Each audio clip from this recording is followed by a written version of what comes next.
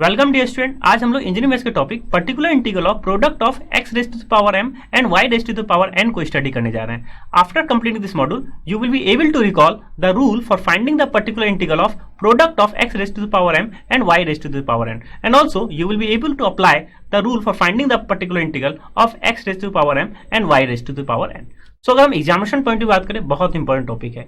हमेशा क्वेश्चन जो भी पूछा जाता है, एक आपको क्या दे दी जाती है, एक linear partial differential equation with higher order कह सकते हैं और विथ कांस्टेंट कोफिशिएंट दे दी जाए, और राइट हैंड साइड में क्या दे दिया जाए, फंक्शन की वैल्यू x की पावर m और y की पावर n का प्रोडक्ट दे दी जाए। तो इसको किस तरह से जो है सॉल्व करेंगे, ये हम लोग जो है स्टडी करने जा रहे हैं। सो अगेन, जब हम लोग पर्टिकुलर इंटीग्रल की बात करते हैं, जो राइट हैंड साइड में फंक्शन है उसके अकॉर्डिंग सबके सारे फंक्शन के क्या होते हैं, अलग अलग रूल्स होते हैं। तो हम लोगों ने ये ऑलरेडी डिस्कस किया हुआ है। जब e की power ax plus B Y type का फंक्शन हो तो उसके वर्किंग स्टेप्स को देखा है। जब क्या हो, साइन की फंक्शन हो, sine ax plus B Y type का हो तो उसके वर्किंग रूल्स को देखा है। और यहाँ पे हम लोग क्या देखेंगे, प्रोडक्ट ऑफ x की पावर m y की पावर n अगर हमारे पास राइट हैंड साइड में तो उसके वर्किंग स्टेप्स क्या है उसको देखेंगे। और अगेन यहाँ पे जो है डिफरेंशियल इक्वेशन से लिंकेज करने की कोशिश करेंगे।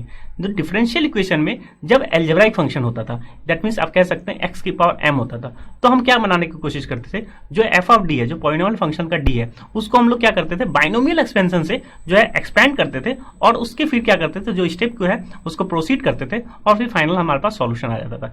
सिमिलर एक्सपेक्ट हम यहाँ भी करेंगे कि अगर आपके पास फंक्शन क्या हो, x की पावर m y की पावर n है, तो फंक्शन ऑफ d और d डैश का फंक्शन होता है। d का हम लोग किससे जनरली नोट करते हैं, डेल बाय डेल एक्स, और कैपिटल d डैश को हम लोग किससे जनरली नोट करते हैं कि डेल बाय डेल वाई। तो उसमें हम लोग क्या देखेंगे, उसमें हम लोग कोशिश करेंगे कि इसको बाइनोमियल एक्सपेंशन किया जाए।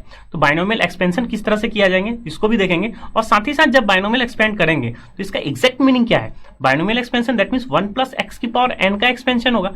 हो सकता हो यहाँ जो x है उसकी जगह क्या हो, डी बाई डी डैश हो सकता हो डी डैश बाई डी हो, तो उसको हम लोग क्या कर सकते हैं, हम लोग सिंपली क्या कर सकते हैं, एक्सपेंड कर सकते हैं बाइनोमियल की तरफ, और सिंपली जो फंक्शन है x की पावर m और y की पावर n उसको हम लोग क्या करेंगे, ऑपरेट करेंगे। तो सिमिलर एक्सपेक्ट जिस हिसाब से आपके पास डिफरेंशियल इक्वेशन है वही लॉजिक यह जो है यहाँ भी अप्लाई करेंगे। तो सबसे पहले वर्किंग स्टेप्स देखते हैं। जब आपके पास क्या हो, x की पावर m और y की पावर n टाइप का फंक्शन राइट हैंड साइड में हो, किस फंक्शन में, homogeneous linear differential equation with constant coefficient. और उसके बाद हम लोग देखेंगे एक एग्जांपल से जो रूल है उसको हम लोग क्या करेंगे, अप्लाई करेंगे और फाइंड करेंगे solution of homogeneous linear differential equation अगर आपके पास राइट हैंड साइड में फंक्शन क्या हो, x की पावर m और मल्टीप्लाई क्या हो, y की पावर n से। तो हम लोग जो है डिस्कस करने जा रहे हैं इसके रूल को, किसके रूल को, पर्टिकुलर इंटीग्रल जब आपके पास फंक्शन क्या हो, x की पावर m y की पावर n। दैट मीन्स किस टाइप के प्रॉब्लम को हम लोग डील कर सकते हैं। इसके बाद अगर हम लोग ये पता चल जाए x की पावर स्क्वायर y की पावर क्यूब ये फंक्शन हो, या हो सकता हो सिंपल एक्स वाई हो ये फंक्शन हो, या simply X square Y square type का हो, या हो सकता हो कॉम्बिनेशन हो x प्लस वाई टाइप का हो, ये भी हो सकता हो, या X square plus Y square type का फंक्शन हो। तो इस टाइप के प्रॉब्लम को हम लोग क्या कर सकते हैं, डील कर सकते हैं जब हमें पता हो इसके वर्किंग स्टेप, जब x की पावर और y की पावर में आपके पास वैल्यू ऑफ फंक्शन हो। यहाँ x की पावर क्या है 1, यहाँ पे y की पावर 1, यहाँ x की पावर स्क्वायर y की पावर स्क्वायर, यहाँ सिंपली x की पावर 1 और y की पावर क्या है 1 है। तो सबसे पहले इसके वर्किंग स्टेप्स को देख लें। अगेन ये किस में हम लोग लगाते हैं, होमोजीनियस डिफरेंशियल इक्वेशन में लगाते हैं विद कांस्टेंट कोफिशिएंट। तो सबसे पहले होमोजीनियस डिफरेंशियल इक्वेशन लिख लें हम लोग।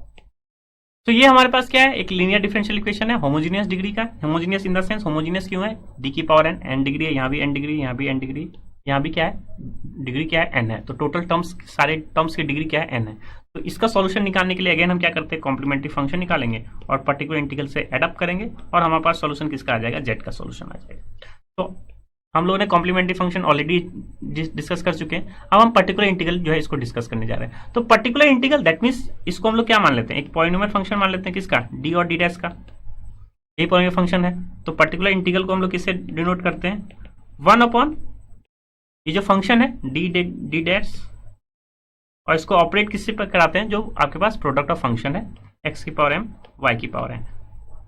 सो नाउ अब थोड़ा सा इसको लिंकेज करने की कोशिश करेंगे डिफरेंशियल इक्वेशन से। डिफरेंशियल इक्वेशन में भी क्या होता है इन जनरल, कि अगर आपके पास एक पॉलिनोमियल फंक्शन है d का मान, तो सिंपल d का पॉलिनोमियल फंक्शन होता है, क्यों, d is nothing but d by D x, D square का हो सकता है और d क्यूब हो सकता था। तो हम लोग क्या करते थे, जो हायर डिग्री टर्म है उसको हम लोग क्या करते थे, कॉमन लेते थे, और जैसे ही कॉमन लेते थे हम क्या बना लेते थे, 1 प्लस एक्स का फॉर्म बना लेते थे, या आप यहाँ x को क्या कह सकते हैं, आप डिफरेंशिएशन कोफिशिएंट कह सकते हैं, जो सपोज 1 प्लस डी टाइप का आपका पास टर्म आ गया, और इसको ऑपरेट हमारे पास एक फंक्शन की वैल्यू है, ऑपरेट करा रहा है। कब? जब हमने हायर डिग्री टर्म क्या कर दिया, कॉमन लिया। अब ये जो 1 प्लस डी है नीचे जो लिखा हुआ था उसको हम लोग क्या कर सकते हैं, ऊपर ले जा सकते हैं और इस 1 प्लस डी को क्या लिखते हैं, 1 प्लस डी इनवर्स और एफ ऑफ एक्स पे क्या करते हैं, ऑपरेट कराते हैं। सिमिलर लॉजिक यहाँ भी यूटिलाइज करेंगे। जो हायर डिग्री टर्म है उसको हम लोग क्या करेंगे, कॉमन ले लेंगे। हायर डिग्री टर्म में आप लिख सकते हैं डी स्क्वायर टर्म कॉमन ले सकते हैं, कैपिटल डी डैश का स्क्वायर भी कॉमन ले सकते हैं, वही हायर डिग्री टर्म्स होगा। तो वही क्या हम लोग कॉमन ले, अगर आपके पास सेकंड ऑर्डर की डिफरेंशियल पार्शियल डिफरेंशियल है, थर्ड ऑर्डर है तो डी की पावर क्यूब हो सकता हो, तो डी की पावर क्यूब को हम लोग कॉमन लेंगे।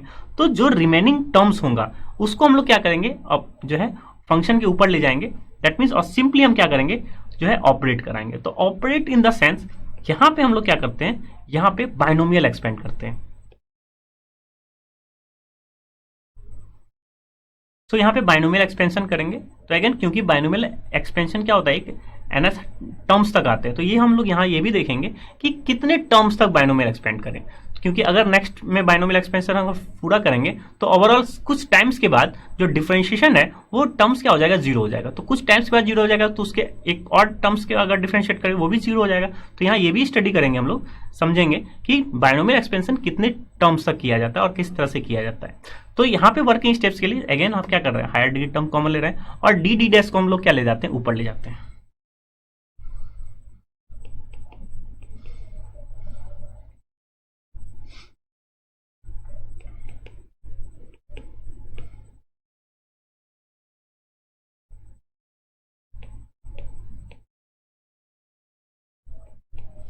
सो ऊपर ले जाने का यही तरीका, माइनस कर लेते हैं फंक्शन को और यहाँ पे क्या करते हैं हम लोग, बाइनोमियल एक्सपेंशन करते हैं।